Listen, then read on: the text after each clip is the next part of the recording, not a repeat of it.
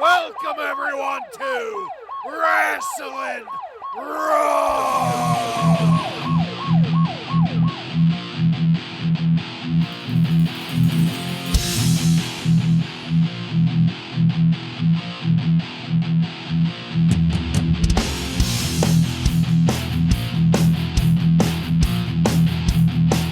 All right, you're listening to Wrasslin Raw, the podcast that takes you back to when Monday Night Raw was uncut, uncooked, and uncensored.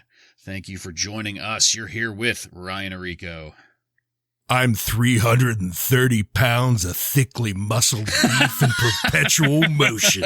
Perpetual motion. Joe Gimateo. As Pamela Anderson would say to you, not tonight, Jason Bartlett. And I'm Jason Bartlett. That's no relation to Rob Bartlett. And we're going to examine WWE history one episode of Raw at a time. But first, real quick, before we do, I want to give a quick shout out to the listeners in Illinois and Missouri that marathoned all of our episodes this past weekend. Hopefully that wasn't the first step in a tragic downward spiral of their lives. We're thinking of you out there. Prayers. I'm just happy to hear it wasn't Bartlett's burner fans. Well, still not confirmed. It might still be. Yeah, we need to keep the actual number of my burner phones on the down low. We don't need that number getting out. Bartlett's been celebrating the season premiere of Better Call Saul by purchasing burner fans. I was thinking The Wire. Yeah. In this episode of Wrasslin Raw, we're going to be talking about the Raw that aired on December 26th, 1994, the final Monday Night Raw of 1994. How's about it, guys? Final Raw of 1994. So I don't know. Should we cover it now or at the end of Raw? What we have planned for the end of the year? We'll take it at the end. Okay. We'll go out on a high note with that. We'll save it. Save it as a teaser. There you go. This Raw was recorded at the Liberty Central High School Auditorium in Liberty, New York, and features Vince McMahon and the Heartbreak Kid Shawn Michaels on commentary. Are you guys ready? I'm ready. Ready. All right, let's get into it. So, in the intro, we're going to have some video up, a video montage, and Vince is yelling that The Undertaker hasn't been seen on Raw in 3 months. I didn't realize that it had been that long. Kind of shocking. I mean, it feels like we just had a ton of awesome Undertaker action in Survivor Series, but technically not on Raw in 3 months. He also is yelling that the new champion, Big Daddy Cool Diesel, will be on King's Court. Will Shawn Michaels ignite this close to Diesel power? The Native American traitor, Tatanka, has cost Lex Luger his match, but when Tatanka faces the British Bulldog, will Lex Luger return the favor? We'll find out tonight on Monday Night Raw. And this is going to take us into our... No, they've been juking us lately. Yeah. They get the match kind of started, and then they do the intro after the start. It's been throwing me off, honestly. Hopefully this does not continue into 1995. I don't know if my nerves can take it. But we're going to be going into our first match of the night.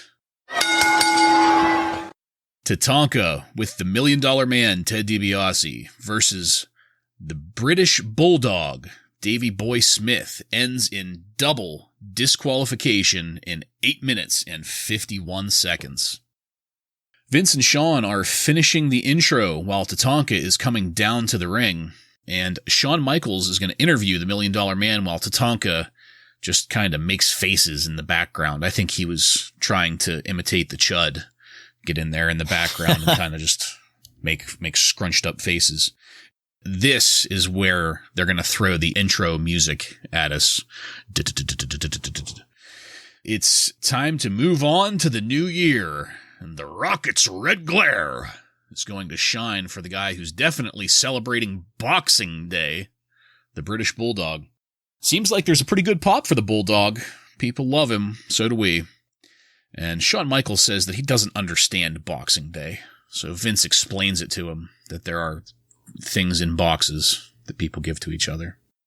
Apparently, we've been underestimating Tatanka's muscle density, because picking him up is like lifting a wet safe, we're informed by Shawn Michaels and Vince. They talk at length about that at ringside. Vince was just as confused as I was. Yeah. Quite dense, old Tatanka. Tatanka seems to be finally settling into the heel role. He's stalling on the ropes and doing just some generally dirty moves here in a way that was a little awkward before whenever he tried to do it, but it's a lot more fluid for him now. There's a really close 2 count that almost seemed like a 3 count, and it was a really confusing moment for me. Action-wise, not a whole lot happening, unfortunately. The British Bulldog and Tatanka don't seem to pair up all that well. The Bulldog gives a standing suplex, holding Tatanka vertically. Very impressive stuff. That's one thing that you can always count on the British Bulldog for, is impressive power moves. And we're going to cut to commercial on a 2 count. We come back to Tatanka in charge. Michaels is saying it's time for Tatanka to do a rain dance on the Bulldog's head. Michaels is going to do some great color here in this match and throughout the night. And he does a really good description of the entire Lex Luger $1 Million Corporation situation. The action in the ring so far has been decent for what we can expect for these 2 competitors. This is the kind of match that I want from 2 professionals, make no doubt about it. While it isn't the most exciting match, it is professional, it is tight, and it has worked well. Lex Luger is going to come down to the ring to save the Bulldog from the $1 Million Man after the Bulldog is roped to the outside. Tatanka goes after Luger, and in a stunning turn of events, it becomes Luger and Tatanka in the ring fighting. Bam Bam Bigelow suddenly appears just in time for the Bulldog to regain consciousness, and we have all 4 guys going at it in the ring while the ref furiously calls for the bell. Officials show up to clear the ring. Bam Bam and Tatanka leave the ring while Lex flexes and the Bulldog might be laying unconscious again. I'm sensing a theme, an ongoing theme with the Bulldog here. He gets knocked out unconscious quite a bit. Once you start getting concussions, they come easy. Yeah, I've heard that that's a cumulative thing. There's a USA chant going on in the arena, and I am pretty damn sure that it was being piped in. I was going to say, is there? Yeah. I'm also pretty damn sure that Davey Boy Smith is not from the USA. But the Rocket's red glare. The Bulldog is finally up as Vince at ringside informs us that the official ruling here is that both wrestlers have been DQ'd. And we're going to get some sexy saxophone, but before we get to that, Ryan, what did you think of our anchor match here? You mentioned it already. It wasn't the greatest match in the world, but it was tight. We had 2 superstars who, neither one of them botched a move. So I don't have a ton of criticism. It was about what I expected out of a Tatanka British Bulldog match. And I really wasn't disappointed. It just wasn't the greatest match in the world. You start off, you already mentioned about Vince talking about Boxing Day, and Shawn Michaels said, "What is Boxing Day? So does he just take his closest relative and box their ears?" Box their ears. That's a term I don't think I've heard since my grandfather died. That's an old timer term there. And then Vince immediately starts off with these 2 powerhouses in the ring. It didn't take long at all for him to bust out that quote. It was all of about 30 seconds into it. He also brings up about their similar size, and it was funny because it was like right when I was looking at them thinking about the same thing. Them standing next to each other, outside of the British Bulldog being a little bit more muscular, they're the same height, the same weight. They're like clones of each other in the ring. Yeah. I don't know exactly where they would fall on the Dr. Sheldon physique scale here, but yeah, no, it was kind of funny. And then Vince brings it up almost immediately. Another really good line out of Michaels is towards the beginning, Tatanka's not looking too quick, and he says that he's displaying molasses-like quickness here tonight. I got a good laugh out of that, and then he brings up a little timestamp on the time. I guess it must have been a Sunday night game with the Dolphins. He says, he kind of reminds me of how Barry Sanders looked last night against the Dolphins, a little lethargic. So I guess he didn't have a great game against the Dolphins, even though he is, the Hall of Famer, Barry Sanders. As the match continued, though, yeah, it was a good powerhouse match. Quick bursts of energy followed up by people rolling out of the ring or whatever else they could do to kind of gain their breath. It's what you'd expect out of these two type of wrestlers. There was no surprise there. Probably one of my favorite lines of the night came towards the end of the match, and Michaels is talking about Lex Luger, and he says that in the upcoming year, 1995, Lex Luger better make his New Year's resolution. If you got the money, take it, pal. And I couldn't help but think about the Lex Luger situation right now and saying, yeah, you know what, Lex, if you got the money, take it. Because right now, you're nowhere close to the belt in 1995. So if you just would have took the money then, maybe you would have been a little bit better off. I enjoyed this match until Lex Luger ruined it. I thought it was pretty good. I legitimately get pretty excited to see the Bulldog wrestle, during this time. Yeah, he looks great. Yeah, for a big roided out dude, he's pretty quick. He's pretty fast in the ring and does not move like molasses, like Tatanka. I think the Bulldog actually made Tatanka look better than he is in this match. Yeah. But yeah, I mean, there's rumors that the Bulldog's going to get into the Hall of Fame this year, which is long overdue. Absolutely. Especially after seeing him in 94 here. He's really impressive. I also noticed the timestamp, Ryan, when they're talking about Barry Sanders. So I did a little bit of research here. Barry Sanders rushed for 1,800 yards that season, so he was just short of 2,000 yards. Yeah, that was the one thing Vince made mention of. Right. And Barry Sanders did eclipse 2,000 yards in 1997. Now, there were two guys that rushed for 2,000 yards before that. Can you guess who they are? OJ? Yes. And let me see. Jim Brown. No. Think a little bit later. Later than OJ. Oh, later than OJ. Yep. Eric Dickerson. 2,105 yards in 1984, and that is actually still the record for rushing yards in a season. Oh, which is surprising. Yeah. Well, nice little tidbit of info there, yeah. Yeah, a little timestamp info there I thought was interesting. But yeah, again, I mean, I just can't, I'm just repeating myself. I just really love the Bulldog during this time. I think he's a great wrestler. Yeah, I'm going to agree with both of you guys on just about all of this. Not much else to say. Bulldog looked great, and yeah, I do tend to agree with you. I'm pretty sure he was making Tatanka look better than he actually is. But again, I'll just say that the two of them, I don't know, muscle freak versus muscle freak doing slow power moves. You mean powerhouse versus powerhouse? Yeah, right. Yeah, that's exactly what I meant. Doesn't do it for me. And I'll leave it at that. It wasn't bad. This is not a low light by any means. Probably one of the better matches of the night, but just, not my cup of tea. That's all. I don't know, it just sounds like maybe you didn't get your Black & Decker screwdriver for Christmas. I tell you what is also not my cup of tea, Todd Pettengill. And he's going to be in the Royal Rumble report talking about a fucking screwdriver. Surf's up, dudes. Now it's petting zoo time. Wasn't that something? That was only 4 guys in 4 minutes. At the Royal Rumble, there's going to be 30 guys in 30 minutes. And this is where Petting Zoo informs us that he apparently got some kind of screwdriver for Christmas. He makes a joke about hanging pictures he doesn't even like.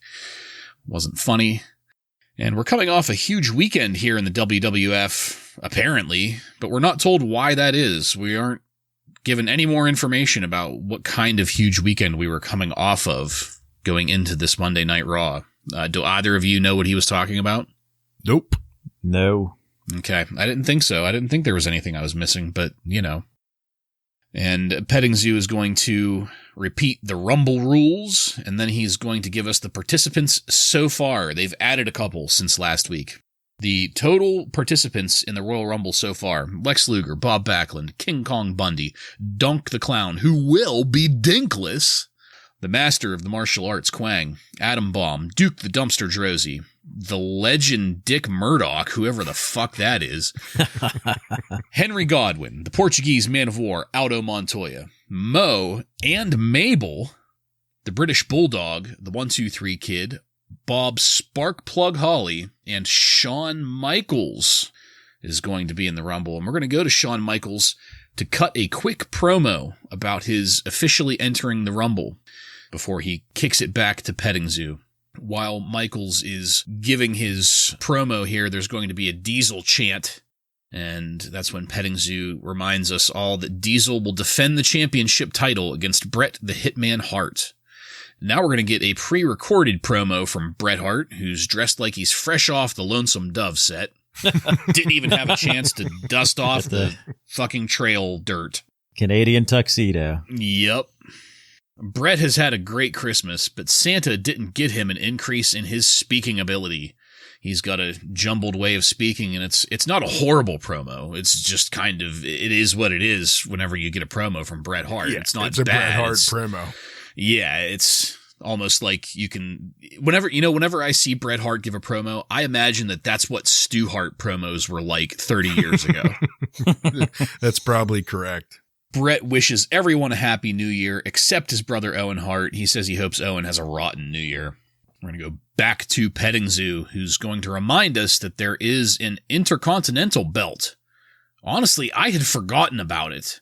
It hasn't been talked about all that much. It hasn't really been defended. They mentioned Razor being the Intercontinental Champion in the last match that he had, but it wasn't a championship defense match. So Razor Ramon is apparently going to defend the Intercontinental belt against Double J, Jeff Jarrett. And in the graphic that they put up on the screen to promote the match, the roadie is prominently displayed right next to Double J, but they don't mention him there.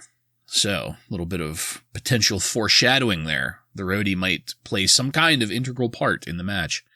There's going to be another mention of the Double J sweepstakes. Still no idea what that's about. And as a side note, The Undertaker will be taking on IRS. I'm not sure why that's a pay-per-view level feud or match. At least we found out what it's all about. Here's the crescendo of it all. I guess. And then they go and they use the same photo of Pam Anderson to advertise her presence. But they aren't laying it on as thick as I thought they would. My bad on that one. I predicted that there was going to be some heavy references to Pam Anderson, and so far they've been pretty relaxed about it, so my bad. We're going to go back to ringside, but first, real quick, Joe and then Ryan, what are you guys thinking about the upcoming Royal Rumble now that we've been updated again? I do know that those Black & Decker screwdrivers were all the rage back in the 90s. It was like the Tickle Me Elmo for adults. Yeah. Yeah, they were nice. My dad had a couple of those screwdrivers. They were pretty solid. So, yeah, free advertisement for Black & Decker here from Todd Petting Zoo. Dick Murdoch looks like he's wearing a long underwear onesie in that picture. I don't know if you guys noticed Yes. that. I was curious as to how the fuck they're going to get Mabel over the top rope. It's probably going to be your typical, 5 or 6 guys trying to work together to get him out of there. I didn't really note anything else other than I did note the Canadian tuxedo that Bret was wearing, and I thought it was a decent promo. I mean, for a babyface Bret Hart, it was good. It's your standard, like you said. And yeah, no mention of the roadie, so looking forward to what happens with all that. Again, not a ton really to talk about. We get the run through who all's going to be at the Royal Rumble here, and the legend Dick Murdoch, the only one sticking out, of course. But the Bret Hart promo, you both mentioned, it's the typical Bret Hart promo, nothing too fantastic. But this one, there was just something really weird about the lighting and the fireplace and the way he was dressed. I got a real strong porno vibe out of this, out of this shot. I don't know. It was just really, really weird looking. It didn't remind me of any other wrestling promo I've ever seen. What would be the porno name for Lonesome Dove? We'll have to think about that. Yeah. We'll have to think about that one. But that's really all I had to point out outside of the, oh, wow. So this is what's happening with the Undertaker IRS thing. There's going to be a match at Royal Rumble. And to be honest, thinking about this match, I don't even really understand how it's a pay-per-view match because I can't see it being anything other than a squash match because the IRS compared to the Undertaker, there's some very, very heavy imbalance there. Yeah, agreed on that. And I also find it funny that IRS has been in a match of some form in every single fucking pay-per-view in the past, since we've started, I'm pretty sure. I think so, yeah. Since Raw started in January of 93, I'm relatively sure, because, they were tag team champions, and then, we'll see how it goes. I do agree with you that it doesn't seem like a pay-per-view match at all. The storyline is just... Well, anyway. They've been building it for months, so... Yeah. Since before Survivor Series, yeah. Mm-hmm. Yeah. Well, we're going to come out of the Royal Rumble report and into our next match. Henry Godwinn defeats Mike Curry by pinfall in 3 minutes and 45 seconds. The match isn't even started yet, and I love this already. Henry Godwinn comes out to some banjo plucking, pig fucking squealing music. There's all kinds of just crazy shit going on the PA system here. It's almost like it's a Bastion Booger entering the ring. Yeah, it's just some random farm noises and here, piggy. And Suey! Yeah. And as he comes through the entryway, the arch lighting thing, he stops to rub up against the lighting rig like a bear rubbing on a tree. And he's carrying a slop bucket with him, carries it down to the ring, sets it in the corner along with his trucker hat. And once he gets up in the ring, Mike Curry is already there waiting for him. And Henry Godwinn outsizes Mike Curry somewhat significantly. Not in a huge way, but it's pretty obvious that there's a size difference here. And as the match gets going, the work is looking good. Godwinn is just manhandling Curry. He takes intermittent breaks to rub up against the ropes and rub against the turnbuckles and itch himself. Apparently he's got a bad case of scabies. And then he gets Curry into the corner and rubs up against him too, spreading the pathogen. There's nothing fancy or technical here in this match. It's just brawler power moves and Mike Curry selling the shit out of all of them. Eventually, Curry isn't even trying to fight back. He's just laying there, getting assaulted viciously and manipulated around the ring by Henry Godwinn. Just a total puppet in there being manhandled and assaulted. Godwinn gives Curry what is apparently known as the slop drop, then proceeds to get on all fours and headbutt Curry repeatedly, using that motion to roll him to the corner for the pinfall. Before we get to the next segment, there's going to be a quick promotional consideration paid for by the following. WWF Raw's War by Acclaim. Game looks great. Godwinn really seems like he had a hell of a good time here. I really did enjoy watching it. Ryan, what did you think of Henry Godwinn's debut here? I loved it. So many times we've got burnt with these new wrestlers coming out and these stupid gimmicks. And let's be serious, his gimmick might not be the best, but I really enjoyed his work in the ring by both him and the jobber, Mike Curry. I thought it was a great job all around. Like you said, when he first comes out scratching his back, I was laughing about that, and it rolls right in. Vince says, make no mistake about the way he's dressed or where he comes from, Bitters, Arkansas. He may be a hog farmer, all right, but he's quite the accomplished wrestler. And The best thing of the match, though, right after that, Michaels says, but you know how these hog farmers are. I noticed President Clinton one time coming out, scratching his back on one of the pillars. I guess they all do that from there. And that was absolutely beautiful out of Michaels. I'm really impressed with how well Michaels has been doing these last few weeks as commentary. I'm getting a kick out of him. It's a very, very short match, so there's not a ton to talk about other than how impressed I was with it. Godwinn looked, great in the ring. He looks like a powerhouse that he should, but all of his moves looked very sharp and quick and smooth. Like nothing was botched. I thought he did a great job for his debut. I don't think you could ask much more of a guy. And then we get the slop drop, a little bit of rootin', a nice loud sue-wee and a pin, and it's all done. I'm happy. Yeah, this is just two powerhouses going at it. This match made me itchy. A lot of scratching going on. Yeah. Yes. I don't have much to say that wasn't said already. Henry Godwinn's music is fucking horrible. It's brutal. He is good in the ring, but again, you guys mentioned the gimmick. This is just another cartoon character that nobody's going to care about, that they're not going to be able to really build a good program with. But yeah, pretty nice to see a fresh face in there finally. That's not terrible. Yeah. Yeah. Well, I don't know, Joe. I can see how potentially there might be some tax evasion on a hog farm. We can build a program with IRS. Yeah. Get some vignettes where he goes down to the farm and, confiscates a tractor or something, maybe.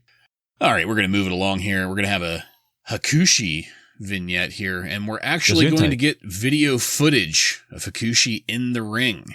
And now that I see him here, I'm remembering him a little more. He has the Japanese writing up and down his head, arms, and torso, and that's what's really cluing it in for me. That is what I remember. It's pretty The distinct. writing up and down. Yeah. Pretty good moves in the highlight reel. Yeah. He looks good, but we know that he sucks.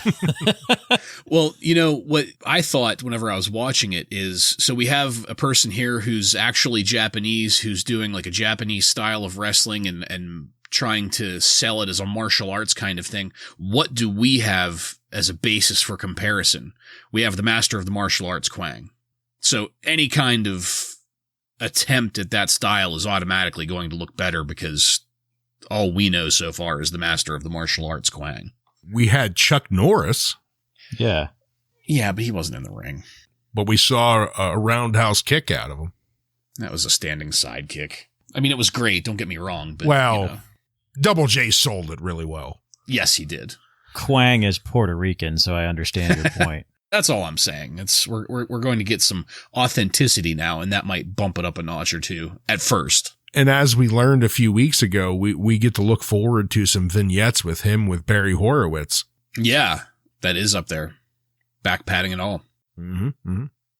Well, next up, we find out that Diesel is going to be in the King's Court, and it might make Shawn Michaels sick. But first, we're going to have a WWF Holiday Wish Tour commercial. WWF is going to be out west in California for a few dates. Remember, everybody, partial proceeds benefit the Make-A-Wish Foundation. Ryan, do you still have a problem with the partial proceeds? I would just like to know what that partial amount is. That's it. No, fair question. Well, we're going to take it to the King's Court now. So the king is already in the ring whenever we come to it, and he does his usual insults. One that he says is, "Look at how fat this lady is. Have you busted any toilet seats lately, hippo hips?" That was pretty good. And then he makes fun of Vince having a toupee, right? Because Vince got a pretty priceless look on his face, like it was the facial expression version of, "Oh my." Just always overselling. Yes. Now that we've got the insults out of the way, we're going to bring Diesel out now, all 51 feet and 30 tons of him. There's going to be some pretty strong pyro put up for Diesel. I don't think he or the king remembered that it was there or it was going to happen because They both kind of reacted to it on a delay. The king wants to have a handshake, and Diesel gives it to him. He gives him the squeeze down to the carpet. This pisses the king off something fierce, and the king just starts ranting. This is going to be the entirety of King's Court, just about. The king wants to see Bob Backlund put the cross-faced chicken wing on Diesel, maybe even on the holiday Wish Tour here in the upcoming 3 dates. Wink, wink, nudge, nudge. Buy some tickets to the fucking Wish Tour. Lawler is going to give us a summary of the entire storyline so far during his rant, and so far Diesel has not gotten a chance to talk at all, but he's polishing that leather glove to a fine sheen. Lawler just goes on forever. And finally, Diesel grabs the microphone from the king, says he wants Lawler to shut his mouth, then takes the crown from Lawler and tosses Lawler out of the ring. And that's it. Diesel said one sentence this entire King's Court. Diesel puts the crown on his head and hams it up for the crowd, sitting in the throne, putting his feet up, pulling the mock air horn in the air. Joe, what did you think about this week's King's Court? I thought this was the absolute drizzling shits. I fucking hated this whole thing. The rant, I hated it. I wish Diesel would have just pummeled him instead of just tossing him out of the ring. And it's sort of like a cheap way of storytelling. And you mentioned it, Jason, how he just fucking ranted the entire storyline to us. So, yeah, I hated it. I don't think I hated it quite as much as you, only because, like, most of the time the King's Court, it just gets boring and he drags on. I don't mind the king when he's just dropping a promo like this, because he strings it together. It's very long, way too long, but it's coherent and it makes sense. Unlike a lot of other stars, when they try to put together a long promo, you end up stopping and going, well, wait a second, what the hell are you even talking about? But the king has a very good way of communicating, but this promo was way too long. One line out of the king that really stuck out to me, though, and it was, "And don't worry, Bob Backlund has done his homework on you. He's been to the library. He's looked up your family tree. He's found out you're the sap." And it really, really sounded like one of those quotes out of the insult book. I went to it and I started, fingering through the book. I looked at all of the topics that would be relevant to this, and I couldn't find it. I was sad about that, but I do want to read you just one quick one out of the book this week that I did find that reminded me of the king. After they made him, they broke the jelly mold. Boo. Ew. Burger King. Hippo hips. So wait a second. That insult book is cross-referenced by subject? Indexed? Yeah. Up front, they have an index with the subjects. Yep. Yeah, it's pretty nice. The next time you're out here, you have to check it out. I wish the king would have mentioned that Bob called him Kevin Nash last week. Well, I'm going to agree with both of you guys. I see both of your points here. Ryan, I do get what you mean about Lawler. He's one of the rare few where if he's going to go on for a while, I don't mind it as much because he can deliver it better than, say, if this were Bob Backlund. Right. Going on for, a minute and a half. It was too long, but yeah. It's more tolerable because it's Jerry the King Lawler. But on the other hand, I do agree with you, Joe. To me, the downside of this is that it was just extremely lazy storytelling. The whole point of King's Court is to either issue a challenge and to get something set up for next week, or to get a little more heat or a little more something on somebody, get a little more energy behind a story or behind a personality or something, put over somebody. And it seems like the whole point of this was to put over Diesel, but Diesel didn't put himself over at all. Diesel said one sentence the whole time. And I mean, it did work because he got the crown on his head and, people were cheering him for kicking the King out, but still just really lazy storytelling. The King fucking summarizing everything for us. It seems like up to this point, they're not really promoting Diesel as a monster. They're kind of doing like funny stuff with him. Yeah. Sort of comedy stuff more than like him being a monster at this point. Yeah. Yeah, completely agreed. Well, we're going to move it along to our next segment, which is a Tag Team Championship Tournament update. And if you'll remember from last week, Bam Bam Bigelow and Tatanka have already advanced after squashing Mo. This past weekend, through the actions of Jim Cornette, the Heavenly Bodies have beaten the Bushwhackers to move forward through the brackets. This coming weekend, the Head Shrinkers will square off against the team of Jim the Anvil Neidhart and Owen Hart. Just real briefly, guys, Ryan, then Joe, what do you think about the Bushwhackers getting eliminated from the Tag Team Championship picture? I'm sure you had to be really happy that the Heavenly Bodies are moving on, Bartlett. I was, yes, as a matter of fact. I have to agree with you. Between these two teams, if someone has to move on, it should be the Heavenly Bodies. I think we should all time how long it takes for Mo to get thrown out of the Royal Rumble. Do stop clocks go in that low of increments? I'm enjoying this Mo squashing. They should have made it like a weekly occurrence. I wonder if the squash is so hard that after the Royal Rumble, we'll maybe never see him again. We'll see. You mean never see him again? This Tag Team Championship Tournament update will take us to our next match. The Master of the Martial Arts, Kwang, with Harvey Whippleman, defeats Rich Myers by pinfall in 2 minutes and 44 seconds.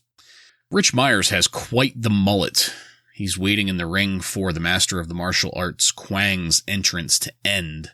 Vince McMahon mentions that Dick Murdoch might win the Royal Rumble. Who the fuck is Dick Murdoch? The match starts, and the Master of the Martial Arts, Kwang, quickly dominates.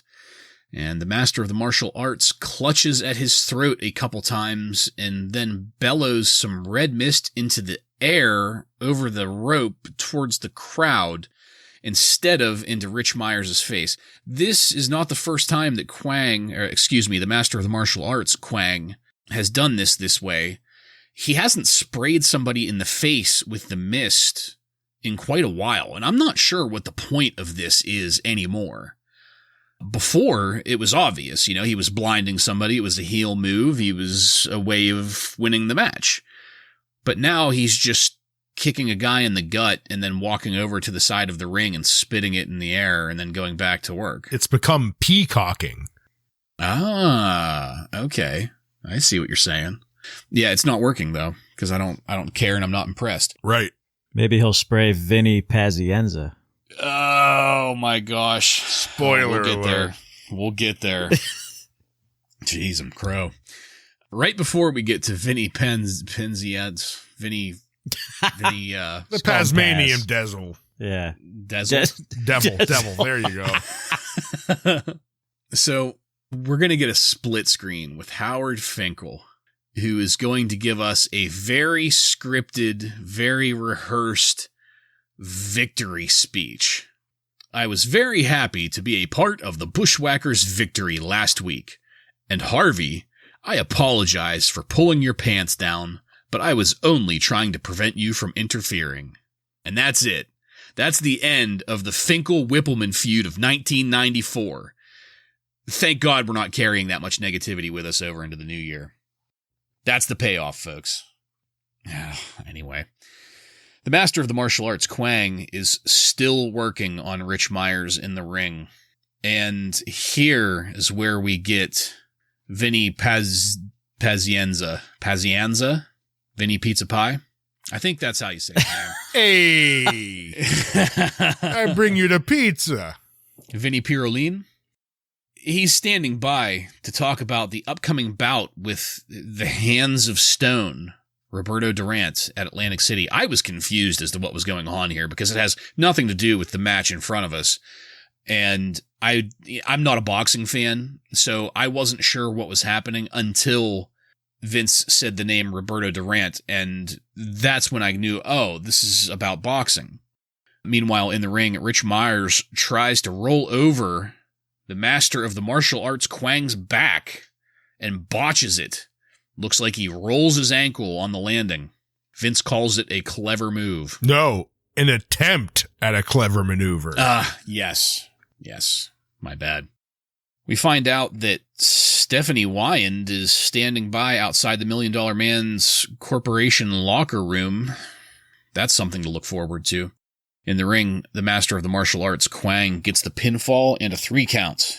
We're going to have Vince reminding us about Vinnie Panchetta standing by again before we move along. Joe, get us going on this one real quick. I don't have much here, really. The Fink interview was weird and awkward. He did it in like his Fink voice, like he's announcing everything he's saying. Yeah.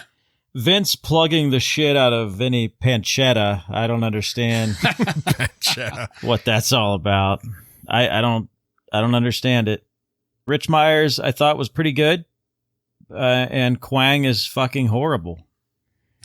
And Vince, I always like when Vince gets a little mouthy, and he was asking Sean, he's like, do you have any real friends? Have you ever had any real friends? To Sean, which was kind of, I don't know. Sean got quiet there. It was pretty good. It hit a little too close to home. Yeah. That's all I got. It was Kwang versus Rich Myers. It was not a great match. You know, Myers, he starts off looking okay, and he pulls off a pretty decent looking, like, flying double kick, but he follows it up with just a terrible botch move, and Vince says, well, that was unusual.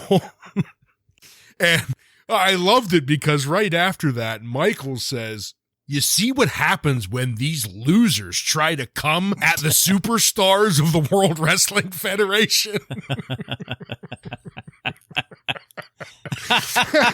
Beautiful, Michaels, beautiful.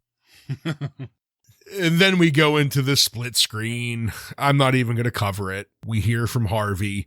Immediately when we come back, though, Michaels forgets his name. He says, I've never seen a bigger pinhead than that guy right there. And then he goes, a couple minutes later, look at Finkel. He's just a joke waiting to be told. I guess he had to throw that in because he remembered his name finally.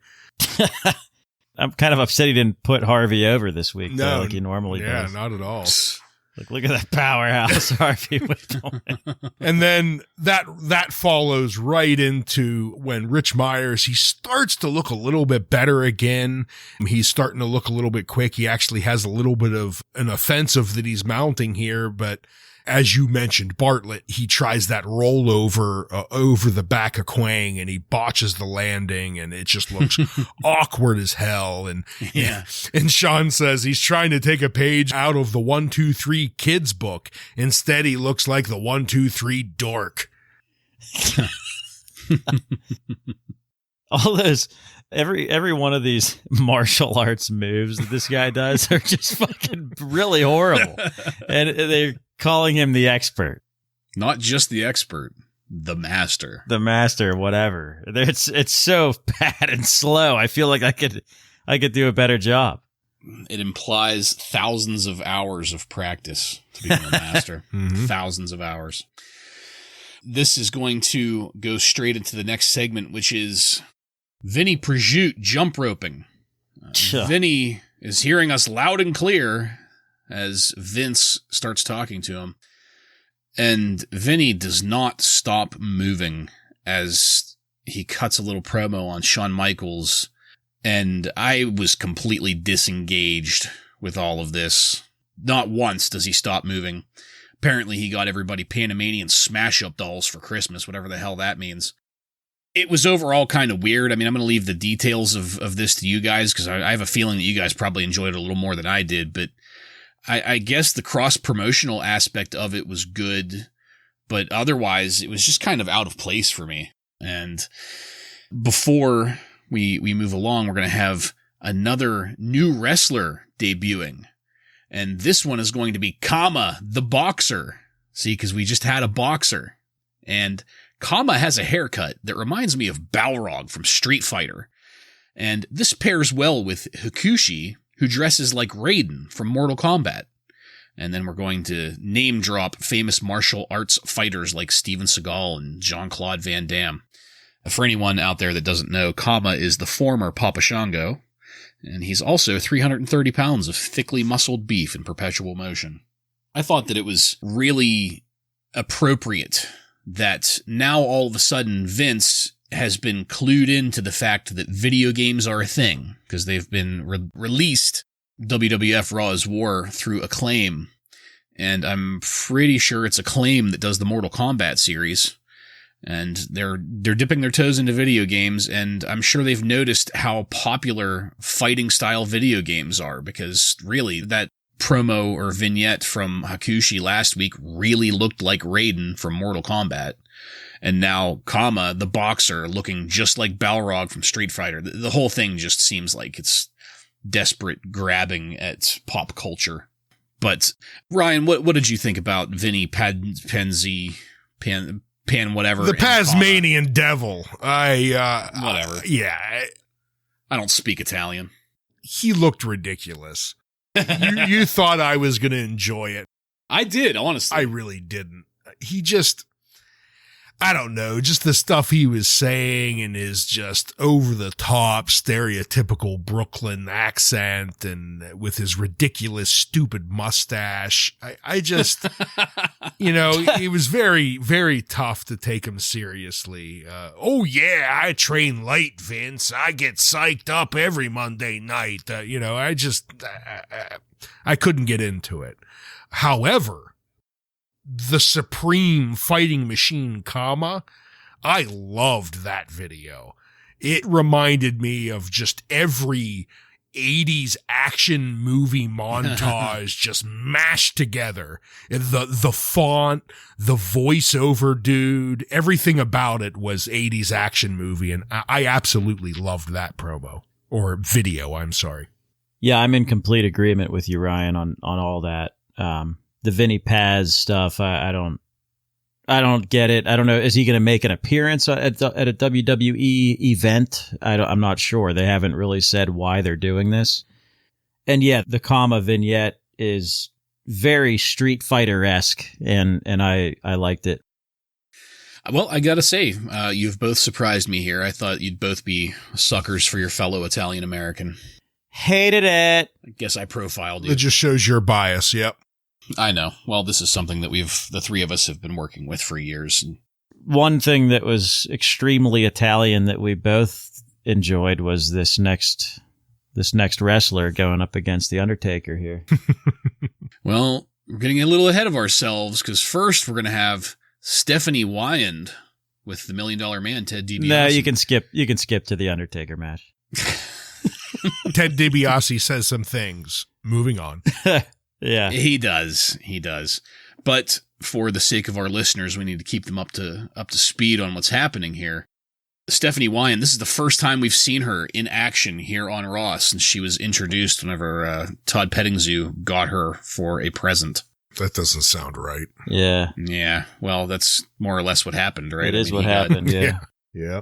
She's behaving like a reporter on the scene as she holds the earpiece into her ear and interviews Ted DiBiase. As well as behaving like a reporter, she looks and talks like one. Very formal, very neutral Midwest accent as the $1 Million Man rattles off a string of exclamations. Apparently, Lex Luger and the British Bulldog have challenged, as a tag team, Bam Bam Bigelow and Tatanka. The $1 Million Man accepts the challenge. Vince is going to try to confirm that tag team matchup for next week's Raw. And this is going to take us into our final match of 1994. The Undertaker, with Paul Bearer, defeats the Brooklyn Brawler by pinfall in 3 minutes and 12 seconds. And the Brooklyn Brawler is our Jobber of the Week. Take it, Ryan. Thank you, Jason. The Brooklyn Brawler is this week's jobber. He was born Stephen Kenneth Lombardi on April 18th, 1961 in Brooklyn, New York. If our jobbers from a couple weeks ago, we talked about Barry Horowitz, if he was the king of jobbers, Steve Lombardi is undoubtedly the Duke of New York when it comes to jobbers. Lombardi has wrestled under the names Abe Knuckleball Schwartz, MVP.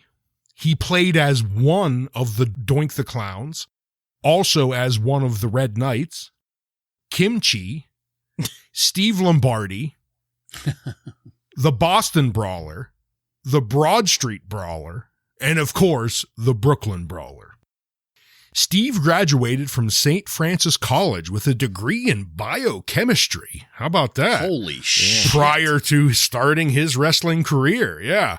On April 29th, 1983, Lombardi made his TV debut with the WWF on an episode of All American Wrestling, where he submitted to the Iron Sheik and was carried out on a stretcher. This began regular appearances on both television and house shows for decades to come. During the mid-90s, he would lose to the company's biggest stars like John Studd, Paul Orndorff, Dave Schwartz, Iron Mike Sharp, Rocky Johnson, and many, many others. In 1988 and 89, Lombardi and the king of jobbers himself, Barry Horowitz, would form a jobber tag team, being used mostly to prop up new and upcoming tag teams. They would, however, score one TV victory against Scott Casey and Lenny Poffo in a match that aired on Primetime Wrestling, but that same night they would fall to the Killer Bees. From 1989 to 1994, Lombardi wrestled as his most memorable gimmick, the Brooklyn Brawler. This character started in '88 from the breakup between the Red Rooster and his manager, Bobby Heenan, as the Red Rooster made his transition from heel to face. The Brooklyn Brawler was introduced as Bobby Heenan's new protege to feud against the Red Rooster. He debuted as a Street Fighter-like character. He also wore tattered jeans and a torn New York Yankees t-shirt, which was ironic since the Yankees played in the Bronx and were hated by most Brooklynites. After a few matches against the Red Rooster, his alliance with Bobby Heenan was phased out, and Lombardi would return to enhancement talent status, but now with a new gimmick. In early '94, he would briefly play the character Abe Knuckleball Schwartz when the WWF was trying to capitalize off the baseball strike, but in late '94 he would return to the Brooklyn Brawler gimmick, making sporadic appearances through the rest of the '90s. On September 22nd, 1998, at Madison Square Gardens, Lombardi enjoyed his biggest moment of his WWF career. After an unexpected win at a 20-man battle royale, he earned his first ever WWF title opportunity. On the following show, coming out to Frank Sinatra's New York, New York, he wrestled for 15 minutes against Shawn Michaels, dominating the world champ.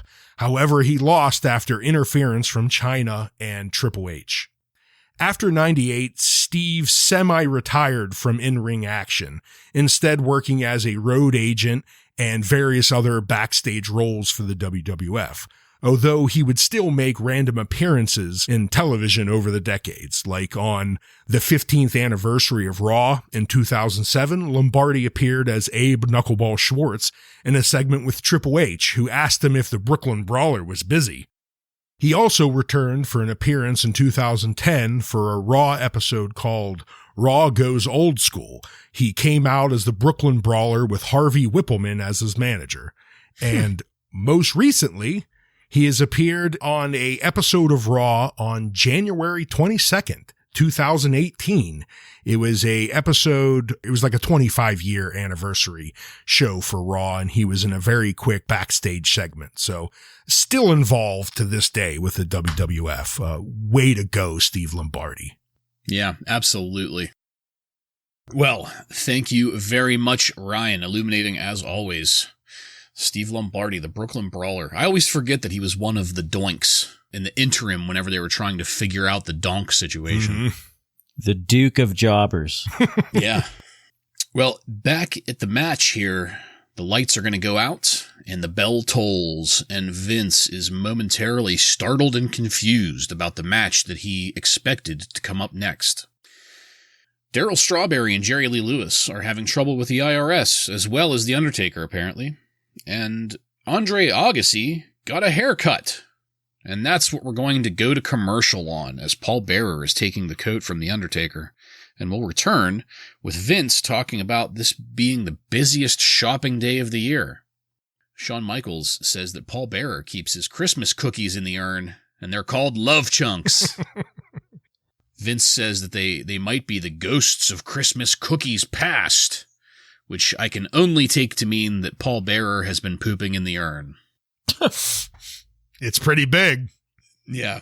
The Outlaw Josie Wales is going to be the movie on USA this week. And, the action in the ring is predictably solid. Two of the best workers in the business, The Undertaker and the Brooklyn Brawler, Steve Lombardi. You can't really ask for much more here. The Brawler is yet to mount an offense as we get another nasty view of Paul Bearer's face reflecting in the urn. Vince informs us that supposedly... Did you say his face?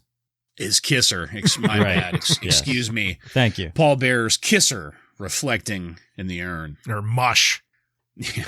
We'll accept either. Mush is probably a lot more appropriate for Paul Bearer. Yeah. Vince informs us that supposedly next week Double J is going to be singing on Raw, and confirms that we will indeed have that tag team match between the corporations Bam Bam Bigelow and Tatanka versus Lex Luger and the British Bulldog. In the ring, The Undertaker calls for the kill as he puts the Brooklyn Brawler up into the Tombstone Piledriver. The Undertaker crosses the arms and gets the 3 count. The lights go out again, but IRS has shown up in the entryway with 2 druids, and there's some confusion as to what might happen next. But, as Pamela Anderson would say to you, not tonight, Shawn Michaels. And we fade to black. Ryan, as our resident asshole for The Undertaker, why don't you get us started here? With pleasure. I loved it. The crowd goes crazy as Paul Bearer leads the Phenom to the ring, just as I would be going crazy if I was there. This was just a really great match. You alluded to the fact you have just a fantastic star like The Undertaker going against the Duke of Jobbers, Steve Lombardi. And it's what you'd expect from 2 great professionals.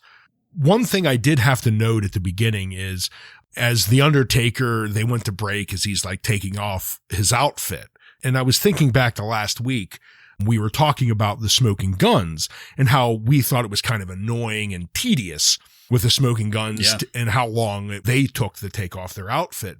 And The Undertaker takes forever too, but it just feels completely different. The buildup of The Undertaker taking off his jacket actually builds the anticipation for this match in a way it just can't with the smoking guns. With the smoking guns, we're just sitting there waiting for the match to start. But with Taker, we're actually interested in this entrance, and it's just as important as a part of the match. It just doesn't, it's completely different. I also really loved Paul Bearer at the beginning of this when he does that quick little run to grab the urn off the ref. I loved that little waddle to go get the urn. And then beginning of the match, the Brooklyn Brawler, he tries to sneak up and attack The Undertaker while Taker's still looking outside the ring at the urn. And Taker turns around at just the right moment and catches him with a boot to the face. And that is the most offense we're going to see out of the Brawler all night tonight. I mean, for the rest of the match, it is just Taker beating on Brawler, but Brawler selling it like a professional. towards the end of the match, before we get the tombstone, I had to note Taker does a really great flying clothesline where he gets some amazing height. Like, I don't know if it was just a camera angle that they had on it, but it looked fantastic. After not seeing The Undertaker for 3 months here on Raw, it was a great way to finish, even if it is a squash match. Yeah, really good way to finish, especially since we get Jim the Anvil versus Nick Barberry, the Bushwhackers, and Well Done closing out shows. This is a nice way to kind of rebound from that. Did you guys notice that The Undertaker has some weird makeup around his eyes now? Yeah. Yes. Mm-hmm. That was one thing I noticed near the end there. The Jeff Jarrett singing thing, I feel like they should have made a bigger deal about that. Maybe have its own little segment or something kind of focused on that. He kind of just threw that in there like it was nothing. Yeah, the match itself, I mean, like you guys said, it was basically a squash, but it served its purpose. And we finally, after months and months of build-up, we at least see a confrontation between IRS and Undertaker. Right. Finally, even though nothing happened, we at least see that now. It would be nice to hear from Paul Bearer. Like, what does he have to say about the IRS? I would like to see maybe a promo next week or something like that about that. If we're lucky. Yeah. And I think Todd Pettingzoo needs to follow Andre Agassi's lead and get a haircut because it's fucking horrible. And Outlaw Josie Wales has a 90% on the tomato meter, which is a pretty fair rating. That is, yeah. So is this when Agassi shaved his head? I think so. Didn't he say that hair was a wig? Didn't he admit that mullet was like a wig? I'm not sure. I know now he's famous for the shaved head, so I mean it obviously worked for him because it became like his look. Yeah, he had like his crazy mullet at the time, and I think he went on record saying it was a wig, but I could be wrong. Huh. Yeah, I am going to agree with just about everything you guys have said. I mean, there's not much that needs to be added onto it, except I do absolutely agree that they could have spent a little more time somewhere else in the episode talking about Double J singing on Raw next week, considering how much they've been mentioning that lately and the build-up going towards Royal Rumble with him in the Intercontinental Championship match. So, all right, highlights and lowlights.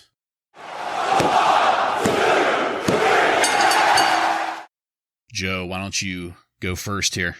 My highlight, I would say the first match was a nice rebound from the last couple weeks, but Lex Luger ruined it. So I will go with the return of The Undertaker and just the fact that we are getting introduced to new characters, the Kama vignette, the Hakushi vignette, and Henry Godwinn's debut. It was also nice to hear from the Hitman for the first time in over a month. And my low light is no Rip Taylor. Yeah. No, my low light for real is the King's Court segment. I fucking hated it. Yeah. Okay. My highlight this week was easy. The last match with The Undertaker and the Brooklyn Brawler. I just went over why I love this match, but yeah, the Taker finishing out Raw tonight with legendary jobber Brooklyn Brawler. Everyone looked sharp. I absolutely loved it. So that's my highlight. Low light is the almost too much in your face push of the new generation tonight, and the new talent. Tonight we had the great debut of Henry Godwinn, but then we have promos and vignettes by Hakushi, the Tasmanian Devil, Kama. It's just like, how many new people are we going to introduce tonight? I know we need some new faces here in the WWF, but my Lord, you don't need to jam them all into one episode. Yeah, so I've got a different set. Well, my low light is kind of close to yours, Ryan. The only thing that I could really consider a low light here is the Vinnie Panchetta segment and all of the shit that he was doing. It was so out of joint with everything else. I mean, And that's, for me personally, that's kind of stretching it a little bit because for the most part, I enjoyed most of this Raw. Yeah, I had a pretty it was good a good time Raw. watching it. Yeah. And like I said, that's, if I have to be picky about it, that's going to be it. That King's Court certainly was not anything to write home about, but because it was the King, I'm willing to give it a pass. It was thankfully short. If it was much longer than it had been, I'm not so sure it would have survived the cut there. But my highlight was the Henry Godwinn match. I, from start to finish, loved every second of it. I was thoroughly entertained and enjoying myself while watching it. It was a great debut. And as we said in our discussion about it earlier, it's nice to finally have a new personality debut and actually have them do a good job at it and get over. I thoroughly enjoyed it. So he has a very Duke the Dumpster Drozy type persona, but he is a much, much better wrestler. Yeah, it's like if you took Duke the Dumpster Drozy and then made him not a jobber, you'd maybe get Henry Godwinn out of it. I don't know. We'll see. It's sky's the limit with Henry Godwinn, for God's sakes. I mean, this is just the beginning. It'll only go up from here, especially whenever we get him with Hillbilly Jim. I'm going to really fucking have a good time with that. But that being said, Joseph, do you have any contemporary wrestling news from on and around December 26, 1994 for us? I do. And you know what, guys? There is a name that we haven't talked about or heard about in quite some time, and that is Jim Ross. Yeah. I can't remember the last time we talked about him, maybe summer 94. So it's been months, but Jim Ross was supposedly rehired to do booking. He is not set to do any announcing at this point. So he was rehired. At some point he was let go and rehired. Dave Meltzer also mentions the pushing of the Vinnie Panchetta fight, but doesn't give a reason. So I have no idea, neither does Dave Meltzer. It's just fucking weird. Do we even know who Pepperoni is going to fight? Yeah. Bartlett mentioned it. Okay. Yes, Roberto Durant. Yes. Yeah, okay. Yeah. You're right. Fucking pepperoni. Yeah. Vinny Projettine. Meltzer says that Kama is a direct ripoff of UFC's Kima, and I believe he meant to say chemo. There was a UFC fighter in 94. His name was Chemo Leopoldo. I am not familiar with him. I'm sure if our 7 listeners are UFC fans, they may have heard of him, but I don't see the resemblance just by looking at pictures, but Meltzer is claiming it's a direct ripoff. To me, he just looks like he could be my godfather. Yeah. Meltzer has a raging hard-on for this controversy. There's a controversy with Jacques Rougeau right now. He's kind of in a fight with Vince McMahon over something, but it all just seems really fucking boring to me. If anyone wants to read about it, it's all through the fucking Observer during this time.